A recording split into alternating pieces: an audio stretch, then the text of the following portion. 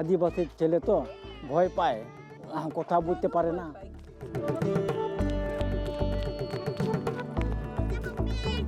আদিবাসী বাচ্চারা খুব ভীতু, আর বাংলা কথা তো বুঝে না। আমরা তো আমাদের নিজস্ব ভাষা এখানে ব্যবহার করি। এখন স্কুলে গেলে মাস্টাররা কি বলে না বলে ওগুলা তো বুঝতে পারে না।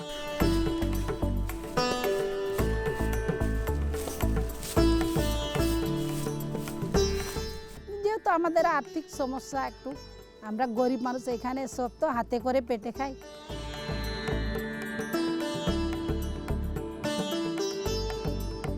আদিবাসীদের ভিতরে বলে ছাত্রছাত্রী ভালো নাই, ওরা বলে পারে না, খালি নেশা করে।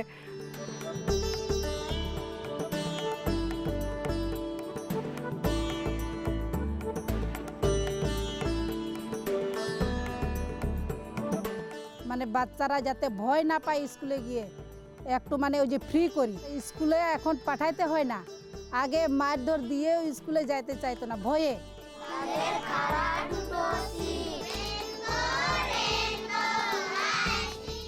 আমি স্কুল করলে এখান থেকে কিছু শিক্ষা দিলে আমরা প্রাইমারিতে স্কুল বলতে পারবে বা লেখাপড়া করতে পারবে। এই জন্য আমরা মানে কষ্ট করে আমরা এই স্কুলটা করছি।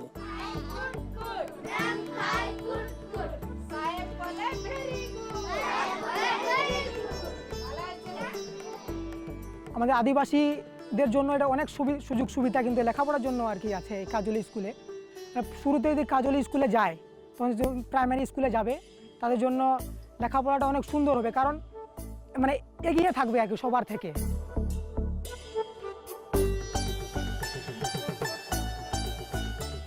আমরা সবসময় একটু পিছিয়ে পড়া, যাদের সামাজিকভাবে পিছিয়ে পড়া তাদেরটাই প্রাধান্য দিই, ওই বাচ্চাদের আমরা নিয়ে আসি। আমরা ঠিক মানে নার্সারি কেজি ওইরকম কিছু নাম দিই নাই, এটা আসলে প্রি স্কুল।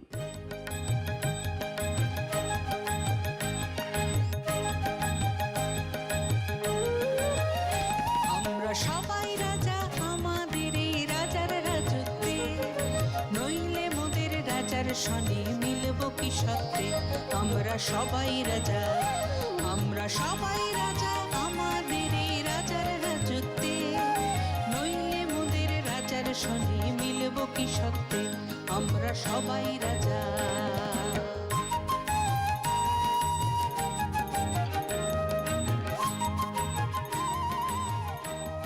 এখানে 2003 সাল থেকে প্রথম টিচার আমি।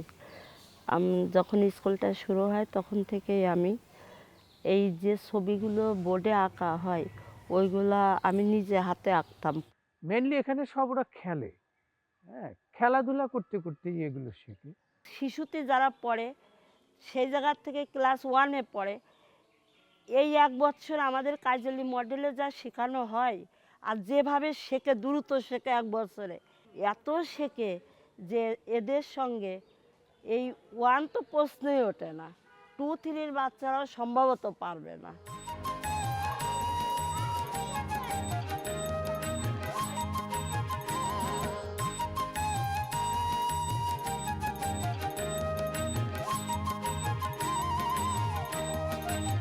আমরা যখন ওদেরকে 1 বছর পরে ছেড়ে দিই, তো তখন ওরা জাস্ট 6+ হয়, তখনই সরকারি প্রাইমারি স্কুলে ভর্তি হয়ে যায়।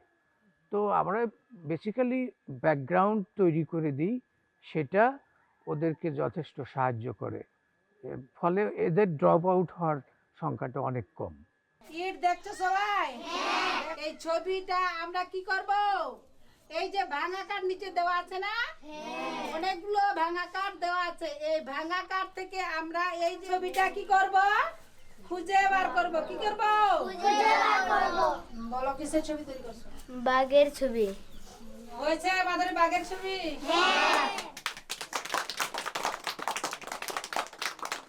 মানে সিস্টেমটাই এত সুন্দর, এত ভালো, মানে এই সিস্টেমেই ওরা এত দ্রুত শিখতে পারে। আমরা যা খুশি তাই করি, তবু তার খুশিতেই চড়ি। আমরা যা খুশি তাই করি, তবু তার খুশিতেই চড়ি। আমরা নই বাধা নই দাসের রাজার দাসের দাসত্বে।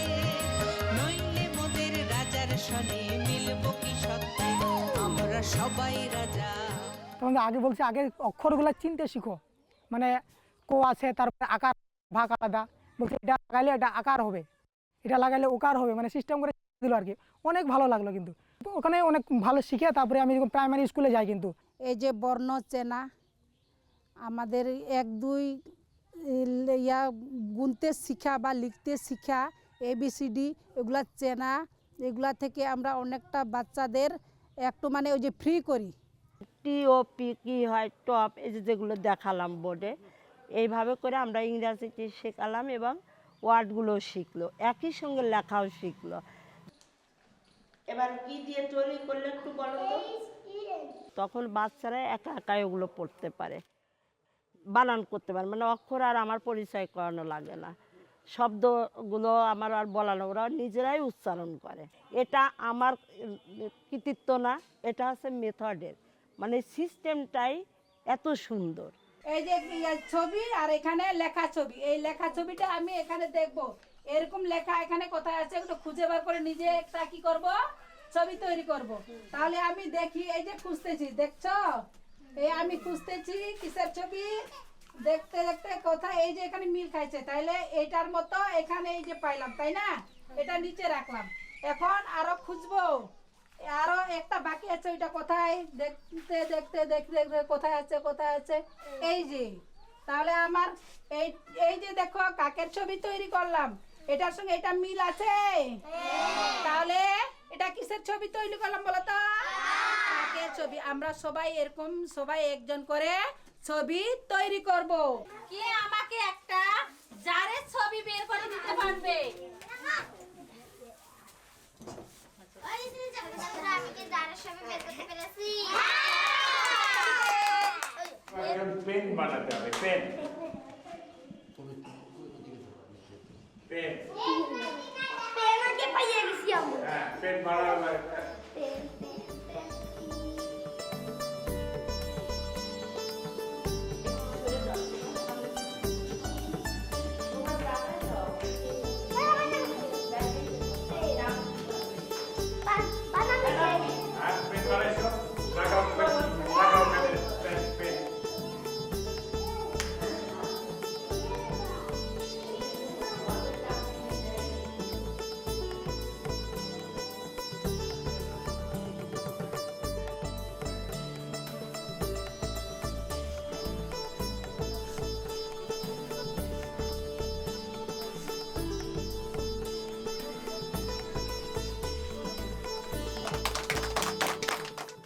ডক্টর শামসুল বারী সাহেব এই গ্রামে আসলেন। উনি তো দীর্ঘদিন বিদেশে ছিলেন, তারপরে ওখান থেকে এসে গ্রামের দিকে আসলেন। মানে এটা বাড়ি সারার মনে দীর্ঘদিন যাবৎ ছিল, উনি এগুলো ভাবতেন যে এরকম কিছু একটা শিক্ষা দেওয়া যায় কিনা। এখানে এসে সঙ্গে সঙ্গেই আমি যা করতে চেয়েছিলাম তা করতে পেরেছি। এবার সঙ্গে সঙ্গে কাজলিতে এসেছি, যে বয়সে অবসর নেয় তার 2 বছর আগে আমি দেশে চলে আসি এই সুযোগটা নেওয়ার জন্য, দেশে আবার পুনঃপ্রতিষ্ঠিত হব।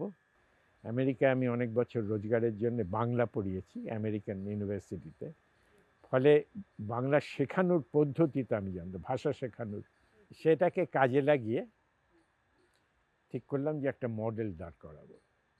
সবাই বলল যে লেখাপড়া বড়লোকদের ব্যাপার, এটা আমাদের মানায় না, এই শিশুগুলো আমাদের সাহায্য করতে পারে, প্লাস লেখাপড়া এক্সপেন্সিভ, তার জন্যে টিউটার রাখতে হয়, আমাদের দিয়ে ওগুলো হবে না, এবং আমাদের শিশু যদি দূরের স্কুলে যায় আমরা তার দেখভাল করতে পারবো না, আমাদের কাজের সঙ্গে ওদের সম্পৃক্ত রাখতে হবে। ফলে এই দুটোকে অ্যাটাক যদি করতে পারি, যেটা বড়লোকদের ব্যাপার না, এটা আনন্দদায়ক একটা ব্যাপার, শিশুরা আনন্দ পাবে এবং ব্যয়সাধ্যও না, এটা জনগণ নিজের প্রচেষ্টায় একটা সমাজ নিজেই চালাতে পারবে। এই জন্য আমরা চিন্তা করলাম না, ওখানে তো আমাদের এখানে স্কুল সবাই মিলে পরিহানে এইখান থেকে আমরা কিছুটা শিক্ষা দিয়া তারপরে প্রাইমারি স্কুলে দিই। আমাদের বাচ্চারা তো এমনিই অশিক্ষিত হয়ে থাকতেছে, তাহলে আমরা কি করি, কয়েকজন চিন্তা ভাবনা করলাম বাচ্চাদের কিভাবে শিক্ষা দেওয়া যায়। এখন স্কুলে গেলে মাস্টাররা কি বলে না বলে ওগুলা তো বুঝতে পারে না, যার কারণে আমরা একটু চিন্তা ভাবনা নিলাম যে আমাদের এই গ্রামে একটু ছোটোখাটো স্কুল থাকলে নার্সারির মতো একটু শিক্ষা দিব, একটু বাংলা কথা ওদের সঙ্গে কালচার করব, ওরা যাতে একটু বুঝতে পারে, স্কুলে গিয়ে তাদের যেন কোনো সমস্যা না হয়, বাচ্চারা যেন আমাদের পিছিয়ে না পড়ে। এই জন্য আমরা কয়েক মিটিং করে এই স্কুলটা আমরা তৈরি করছি। তার ফলে আমাদের ফোকাস হলো একেবারে কমিউনিটি রান স্কুল সিস্টেম করা। তার জন্য আমরা ঠিক করলাম বই খাতা কলম পেন্সিল বাদ দিয়ে এমন কি করা যায় যেটা মানে স্থায়ী উপকরণের মাধ্যমে কেন্দ্র চলতে পারে। আমরা সেই স্থায়ী উপকরণগুলো জোগাড় করব, যার মাধ্যমে আমি তখন বসলাম যে কিভাবে স্থায়ী করা যায়। এই card system, board system, blackboard তখনই আমার মাথায় আসে যে আমরা যদি এটা দিয়ে দিতে পারি। আমরা এমনি হিসেব করে দেখলাম যে ম্যাক্সিমাম একটা কেন্দ্রে 4 থেকে 5 হাজার খরচ করলে একটা কেন্দ্রকে পুরোপুরি নিজের পায়ে দাঁড় করিয়ে দেওয়া যায়, তারপরে ওরা নিজেরাই চলবে। প্রথমে আমি এই স্কুলটা আমার বাড়ির আঙ্গিনায় শুরু করলাম। তখন দেখছি যে বর্ষাকালে বাচ্চারা কম আসতেছে। পরে একদিন আমার বউ বলছে যে বাবা, এই যে কাজলি মডেল থেকে 2 জন লোক আসতেছে, জায়গা একটু চাইছে, সেটা কি করা যায়? কেন তার জায়গা তো এখন বাইরে তো নাই, তাই দিলে এই ঘরটা যদি হয় তাহলে হবার পারে। তো তখন আমি ভাবলাম যে আমাকে ওদের জন্য একটা ঘর দিতে হবে। তখন আমি কি করলাম, আমি যেই ঘরটায় থাকি সে ঘরে আমি রাস্তার এদিক দরজা কেটে নিলাম। এইখানে ঘরের মধ্যে পরে রাত হলে আমার তো আর থাকার জায়গা নেই, আমি তখন রাতে আবার এই ঘরে ওই মেঝেতে আমার থাকার লাগে। শিক্ষা প্রতিষ্ঠানও মানুষ কত মানুষ দান করে, ওই হিসেবে দিয়ে দিন। মানে কি হয় হোক, এইখানে মনে করো অন্ধকার জায়গাটা যদি তোমরা আলোকিত করে নিবার পান, নেও। তো স্কুলটা কোনো আমরা বহু কষ্ট, রিপ দিয়েছে, কিছুটা সংস্থা দিয়েছে, কিছুটা সাহায্য করছে আমাদের, আর আমরা নিজ থাকিয়ে কিছুটা করছি। আমাদের নিজস্ব মাটি, জমা মাটি না, খাস মাটির ভিতরে আমরা দিছি, আমরাই দিছি আর কি জায়গাটা। এখানে অনেক কর্মী আছে, ওরা কাজ করে, এখানে কাজ করেও এবং কাজ করে ওরা বাচ্চাদের মাসিক বেতন দিতেছে।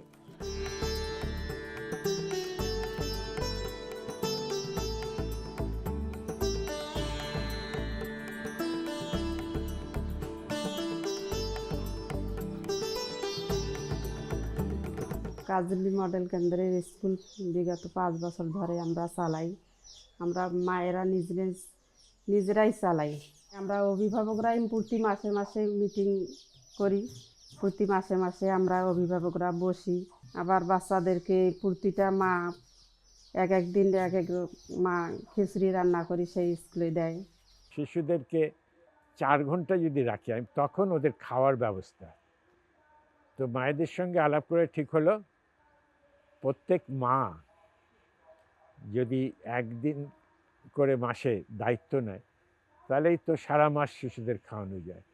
একটা যেটা সুবিধা হয়েছে, শিশুরা প্রত্যেক দিন সময় মতন খাওয়ার ফলে স্বাস্থ্যগত অনেক উন্নতি হয়। আর একটা হচ্ছে যেদিন যে মা খাওয়ায় তার সন্তান সেদিন ক্লাস ক্যাপ্টেন। স্কুলের বাচ্চার জন্য খিচুড়ি আজকে রান্না করেছি।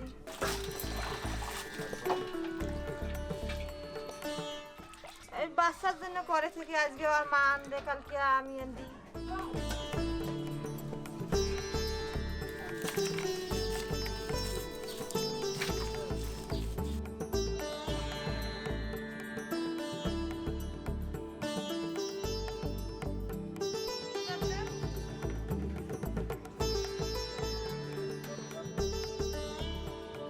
তার প্রধান কারণ শিশুরা এখানে এসে খুব আনন্দ পায়, এবং আনন্দ পায় তার কারণ আমাদের একটা যেটা মটো ছিল যে এখানে শিশুরা কি শিখছে সেটা আমাদের উদ্দেশ্য না, শিশুরা শিখতে আগ্রহী কিনা আগ্রহী করে তোলাই আমাদের উদ্দেশ্য। ফলে আমি যেখানেই যাই টিচারদের বলেছি, তোমরা কোনো সময় চাপ দেবে না, শিশুরা শিখতে আগ্রহী কিনা সেটা প্রমাণ পাবে যদি সব ছুটোছুটি করে বলেছি সবাইকে আসতে দেবে, তারপরে তুমি কন্ট্রোল করো যে কাকে দিয়ে তুমি এটা করাচ্ছ, কিন্তু ওদের স্বতঃস্ফূর্ততা নষ্ট করে দেয়।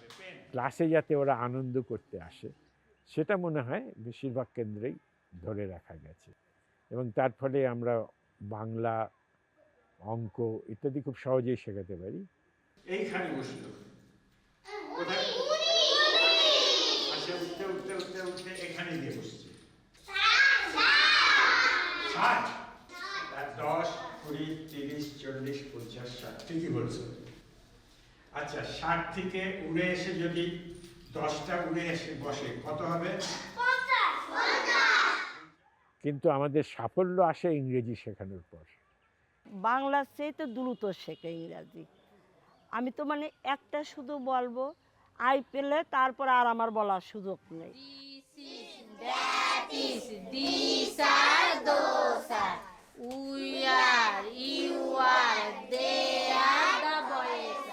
গার্জিয়ানদেরকে জিজ্ঞেস করি যে আপনারা আমার এখানে বাচ্চা দেন কেন, তা গার্জিয়ানরা আমাকে বলে যে আমার বাচ্চা ইংলিশে ভালো পারে, পড়তে পারে, তাহলে আমরা আপনাকে না দেবো তা কোথায় দেবো। আমাদের টিচাররাও বেশ মনে হয় ইংরেজি জিনিসটাই বুঝে গেছে, এবং আমাদের ম্যানুয়ালটা বেশ ভালোই ফলো করতে পারে। তার ফলে যেটা হয়েছে, এই শিশুরা যখন প্রাইমারি স্কুলে যায় তখন টিচাররা আশ্চর্য হয় যে কী করে এরা ইংরেজি বলছে।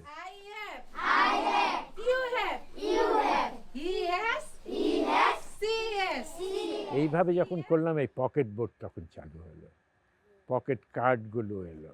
পকেট কার্ড প্রথমে আমরা নিজেরাই ছবি এঁকে এঁকে করেছিলাম, তারপরে যখন রিব আমাদের ফান্ড দিল, পকেট কার্ডগুলো ছাপিয়ে নিলাম। এসব করে আমরা যে উপকরণগুলো দিলাম, সেই উপকরণগুলো এত অ্যাট্রাকটিভ হলো বিভিন্ন জায়গায়, ফলে চারিদিক থেকে আমাদের কাছে আবেদন আসা শুরু করলো যে আমাদের এখানেও কেন্দ্র খুলে দেন, আমরা নিজেরা চালাবো, আপনারা শুধু উপকরণগুলো দেবেন এবং ট্রেনিং দেবেন। ফলে প্রথম থেকে আমাদের ফোকাস হলো যে আমরা একটা পয়সা দেবো না, পরিচালনার কোনো দায়িত্ব দেবো না, কিন্তু কেন্দ্রটা চালু রাখার জন্য, শিশুদের আগ্রহী করার জন্য উপকরণগুলো দেব, শিক্ষাকে আনন্দমূলক করব, আনন্দদায়ক করব, এবং টিচার্স ট্রেনিং দেব। একটা ঘর তুলতে 6 হইতে 7,000 টাকা লাগে, তখন খরাম বলে 7,000 টাকা যদি লাগে, তাহলে আমরা কি 15টা গার্জিয়ানে একটা কি ঘর তোলা যায় না? হয়তো কারো বাস আছে, কারো একটা বাস দিছে, কারো কাঠ দিছে, হয়তো কারো টাকা দিয়ে টিন কিনছি একটা। সেটা হচ্ছে আমাদের এই যে ইটটা আর টিন, আর এখানে যেগুলো আছে আমাদের কাঠ আছে, আমাদের শ্রম আছে, এগুলো সব আমরা নিজেরাই দিচ্ছি।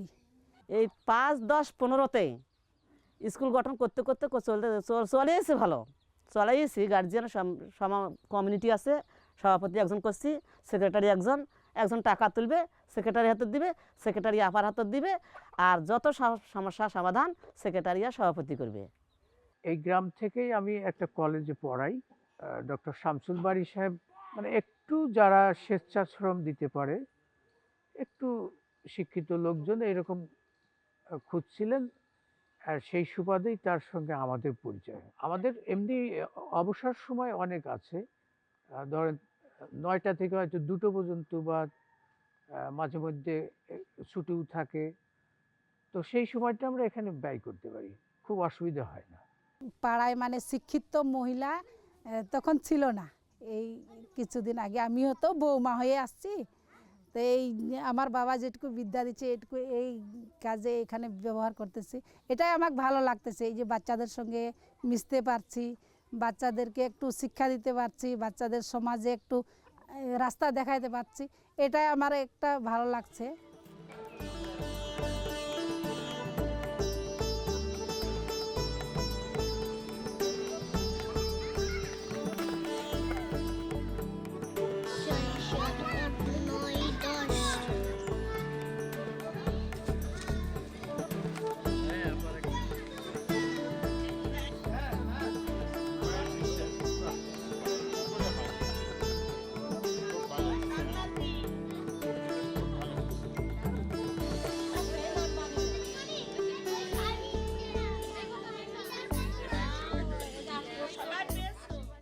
আমাদের কেন্দ্রগুলো সাস্টেনেবিলিটি অনেক বেড়ে গেছে, ফলে টিচারদের মাইনে, আগে যেখানে একজন বাবা মা এই টিচারকে 5 টাকা দিতে পারতো না, এখন অনেক টিচার আসে এক একজন শিশুর কাছ থেকে 150 টাকা করেও নেয়। আবার আমরা প্রতিটা মায়ে এই স্কুলটা নিজেরাই আমরা চালাই, আবার নিজেরাই আমাদের বেতন দেই 50 হতে 100 যার যতটুকু সামর্থ্য, আমরা সেটুকুই দিয়ে আমরা আমাদের বাচ্চাদেরকে মানে পড়ার দিকে আগ্রহী করে তুলি। ফলে টিচারদের মাইনে আগে যেখানে মাসে 200-300 ছিল, এখন অনায়াসে 3000 হয়ে যায়। এই কাজ বাদেও আমি একটা সমিতি চালাই, এখানে ওই সমিতির সভাপতি, কুচি কাঁথা সেলাই সমিতি। আমরা 27 জন আছি এই সমিতিতে। এরা কাঁথা সেলাই করে, সেলাই করার পরে ওইটা আমরা বিক্রি করি। আমি যখন এখানে আসতাম তখন আমার সঙ্গে আমার স্ত্রীও আসতেন। স্ত্রীর এক বান্ধবী লন্ডন থেকে এসছে, ইংরেজ। সে এসে এই কাঁথা দেখে, এদের কাঁথা আমাদের বাড়িতে দেখে, আমি বললাম কাঁথাগুলো তো আমাদের এখানে সব থেকে বেশি তৈরি হয়। বলে এগুলো আমি লন্ডনে সেলফ্রিজে দেখেছি, অনেক দামে বিক্রি হয়, ভারত থেকে যায়। কোন জায়গাতে দেখছিল, দেখে তারপরে বলছিল উনি আর কি ভিডিওই দেখাইছিল ফোনে যে এটা তোমরা করতে পারবা। তা আমরা বলছিলাম, প্রথম থেকে আমি করে দিছিলাম, এটা আমরা এইভাবে করে যেটার সাথে যেটা মিল হয়, ভালো দেখা যায়, যে এই রংটা ভালো হবে না সেটা রংটার কাছে এইভাবে আমরা সেট করি। এদের কাঁথা নিয়ে আমি আমার একজনকে রেখেছি, সে বিদেশে পাঠিয়ে দেয়, বিক্রি হয়, টাকাগুলো আসে, ওদেরকে দিই, বলি এবার তোমরা হিসেব অনুযায়ী তোমরা কত নেবে, অন্যকে কত দেবে। তো ফলে ওদের মানসিকতা বদলে গেল। সঙ্গে সঙ্গে ওই টাকা দিয়ে ওরা ক্ষুদ্র ঋণ ব্যবস্থা করে ফেললো। গ্রামীণ থেকে ঋণ নিত, সেটা বন্ধ হয়ে গেল। ব্র্যাক থেকে ঋণ নিত, বন্ধ হয়ে নিজেরা একটা ফান্ড করে ফেললো। এই যে এর সঙ্গে কথা বললো তুমি, দীপালির সঙ্গে, she is the manager of ক্ষুদ্র ঋণ, কীভাবে এত বছর ধরে ক্ষুদ্র ঋণ চালাচ্ছে এবং ঋণ দেয়, 100% রিটার্ন হয়। তারপরে ওদের কাঁথা যেহেতু আমি বিক্রি করে দিই, সেই কাঁথা বিক্রির পয়সা দিয়ে ওরা ঋণ শোধ করে দেয়। সবাইকে লোন দিই আমাদের সমিতির ভিতরে। লোন দেওয়ার পর আমরা 5% করে লাভ নিই। এই লাভের টাকা দিয়ে আমাদের এই গ্রামে অথবা সমিতির ভিতরে যারা অসহায়, বিপদ আপদ, এই যে একজনের কোষ পাড়ছিল, তার অপারেশনটা করা হলো। আর একটা মেয়ে ছিল পোলিওতে পা বাঁকা, বললো স্যার এটা সিআরপিতে পাঠিয়ে আমরা পা ঠিক করাবো। তো আমি নিয়ে গেলাম সিআরপিতে, ভ্যালেরিকে বললাম আমার পা সোজা করে দিল, ফুটফুটে একটা সুন্দরী মেয়ে হয়ে গেল। এরকম দুরবস্থায় যারা থাকে তাদেরকে দিই। আর আমরা প্রাইমারি স্কুলে গরিব দেখে মেধা দেখে দিতাম। এখন আমরা দিই যারা ফার্স্ট এবং সেকেন্ড, এই 2 জন করে আমরা 10 জনকে আমরা এই উপবৃত্তিটা দিয়ে আসি। আর একটা কাজ করো, তোমাদের রোজগার বাড়ানোর জন্যে আমি একটা নতুন পদ্ধতি আবিষ্কার করেছি, কেঁচো সার। কুচি কাঁথা সেলাইয়ের পাশে ওই ভার্মি কম্পোস্ট সারও আমাদের তৈরি হয়। প্রথমে ভার্মি কম্পোস্ট আমাদের এই সারই আমাদের শিখাইছে, আমাদের এই সারই আমাদের স্যার এই জায়গা থেকে আমাদের দেখায় শিখাইছে। আমরা সেটা করি। 2 রকমের শাড়ি দেয় প্রথমে, এই শাড়িতে করা শিখাইয়া তারপরে স্যার আমার ওখানে একটা ঘর বানাই দিয়েছে। সেই ঘরের থেকে আমি হর্টিকালচারে যাই, তারা আমার নিয়ে যায় অনেক জায়গায় ভ্রমণ করে নিয়ে যাওয়ার পরে তারা আমাকে একটা ঘর সাহায্য করেছে। মানে একটা শাড়ি থেকে 20 কেজি 30 কেজি করে এরকম করে বেরোই। 45 দিনের ভিতরে উঠে যায় ওই সারটা। তারপরে যে ধরেন বাজার থেকে কিনতে আসুক আর বাইরে থেকে আসুক, 10 টাকা 12 টাকা 8 টাকা যেরকম যে বিক্রি করতে পারে সেইভাবে বিক্রি করে। কেঁচো সার এখানে পুরো এই অঞ্চলের চাহিদা এরা মেটায় এবং বেশ ভালো রোজগার শুরু হয়ে গেল, বুঝেছো। এখন ওরা এত খুশি, কারণ ওদের কাছ থেকে সরকার কিনে নিয়ে যায়, ওদেরকে আর বাজারজাতও করতে হয় না। এই যে এখনও কেঁচো সার বিক্রি করছে, বেশ ভালো রোজগার হচ্ছে এদের মেয়েদের। প্রত্যেকের মেয়ে ইউনিভার্সিটি পাস, এখন জিজ্ঞেস করে এদের। একটা নারীর জন্য অনেক কিছু, কারণ স্বামীর দিকে তো তাকাই থাকতে হয় না যে আমার আজকে এই টাকা লাগবে, আমাদের কাছে থাকলে সেটা আমরা নিজেরাই খরচ করতে পারি। আমরা এখানে সহজাতি 2 জন আছি, 2 ধর্মের লোক আছে, কিন্তু আমাদের মাঝে কোনো ঝগড়াঝাটি নাই, আমরা সবাই এক। একজনের আপদ দেখলে আর একজন চলে যায় বিপদ আপদে ঝাঁপিয়ে পড়ে।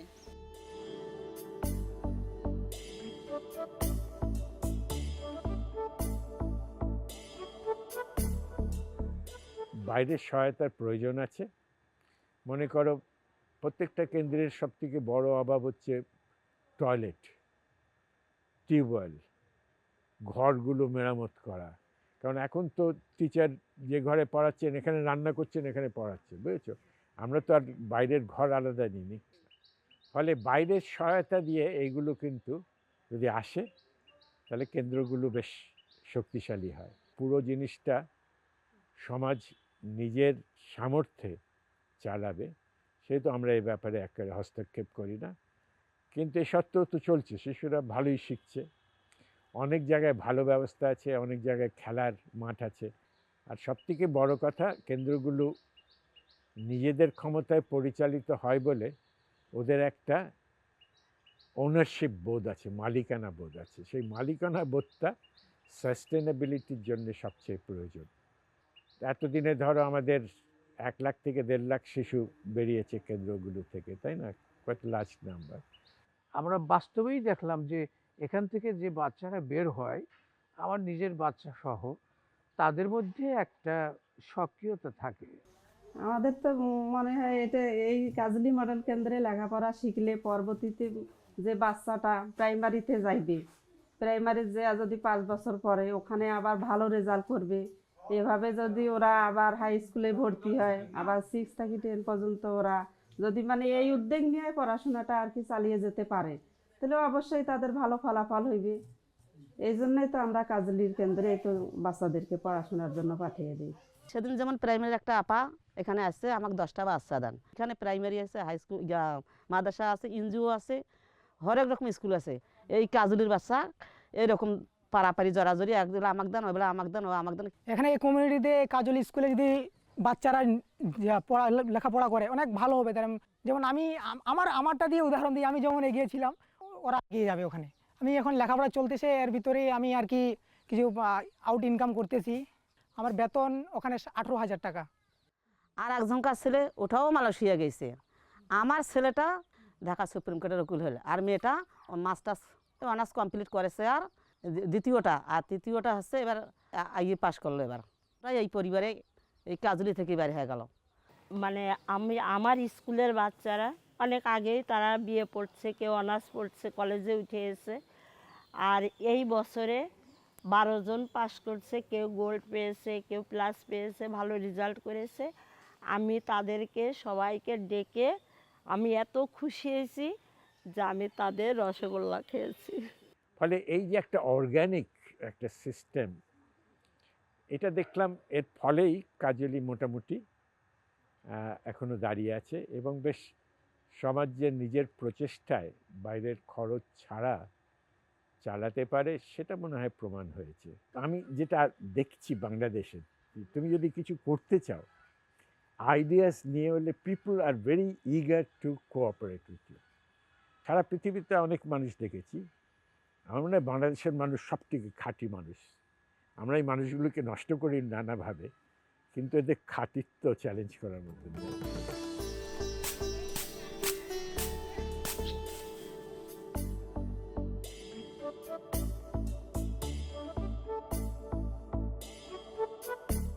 আমার ভাষা, আমার নিজেদের সান্তালি ভাষা, এটাও আমার খুব মাতৃত্ব ভাষা, যেহেতু ওইটা আমার লাগবে। দ্বিতীয় হচ্ছে বাংলা ভাষা, আমাদের দেশের মাতৃভাষা, এটাও, এই ভাষাটাও আমাদের প্রয়োজন, এটাও শিখতে লাগবে। আর ইংরেজিটা তো এখন হচ্ছে অল বিশ্বে, এটা তো আমাদের প্রয়োজনই। বাংলাদেশ মধুর দেশ, ফুলে ফুলে ভরা দেশ, সাজানত গাছের পাতা বাতাসে নড়ে।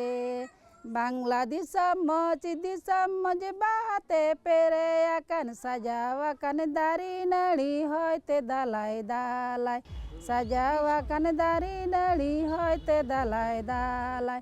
গাডা নাড়ি রে গুপি কোড়া ত্রিয় নরকান, আতুরেন কড়মি কুড়ি দায়ে লুলুকান। গাডাড়ি রে গুপি কোড়া ত্রিয় নরকান, আতুরেন কড়মি কুড়ি দায়ে লুলুকান। দারি ডরে আই মালিকা বাহা মা বাহাওয়াকান, দারি ডরে আই মালিকা বাহা মা বাহাওয়াকান, সাজাওয়াকান দারি নাড়ি হইতে দালাই দালাই, সাজাওয়াকান দারি নাড়ি হইতে Dalai Dalai. Bangladesh maj disam Bangladesh maj disam maj bahate pere akan sajawakan dari nali hoite dalai dalai sajawakan dari nali hoite dalai dalai